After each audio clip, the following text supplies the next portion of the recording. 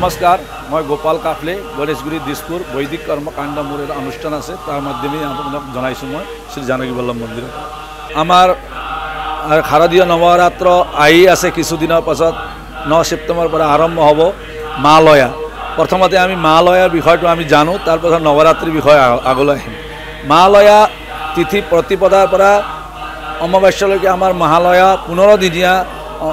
এই মহালয়া তিথি যেতিয়া আমি তিথি যিসকলৰ তিথি নাজানে তেখেতসকলেতো অমাৱস্যা মহালয়া দিনেই কৰিব যিসকলে তিথি জানে তেখেতসকলৰ এই 15 দিনৰ ভিতৰত তিথি পৰে এই তিথিৰ ভিতৰত প্ৰতিপদা পৰে দ্বিতীয়া তৃতীয়া যেনেকৈ পৰে তেনেকা দিনত শ্ৰাদ্ধ কৰিব লাগে অকলে আমি মহালয়া বুলি এদিন দিন লৈ নহ'ব এইটো 15 দিন পিতৃপক্ষ বুলি কয় এই 15 দিনটো আমি পূৰ্বপুৰুষসকলৰ এই আমাৰ ঘৰৰ চাৰিওফালে আহে আৰু ইয়াৰ পিছত পিতৃসকলক আমি শ্ৰাদ্ধ তৰ্পণ আদি কৰি তেখেতসকলক আমি এটা আশীৰ্বাদ তেখেতসকলৰ পাওঁ তাৰ পিছতে আমাৰ ধৰাশালৈ মা দুৰ্গা আহিব মহালয়া দিনা তেতিয়া দুৰ্গা পূজা আৰম্ভ হ'ব আমাৰ এটা নিয়ম আছে গণেশ চতুৰ্থীৰ পৰা ধৰ্মীয় অনুষ্ঠান আৰম্ভ হৈ আছে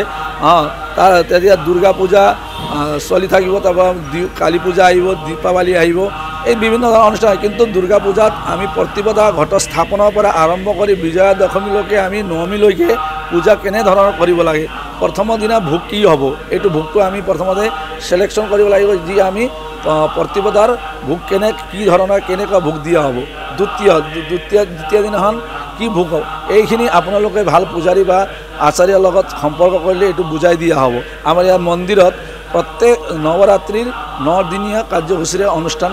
হয় যিসকলে অনুষ্ঠানত আহি আমাৰ লগত বিষয় জানিব বিচাৰে আমাৰ বৈদিক কৰ্মকাণ্ড আৰু এই মন্দিৰত আহি আপোনালোকে এই বিষয়টো জানিবৰ কাৰণে চেষ্টা কৰিলে হ'ল।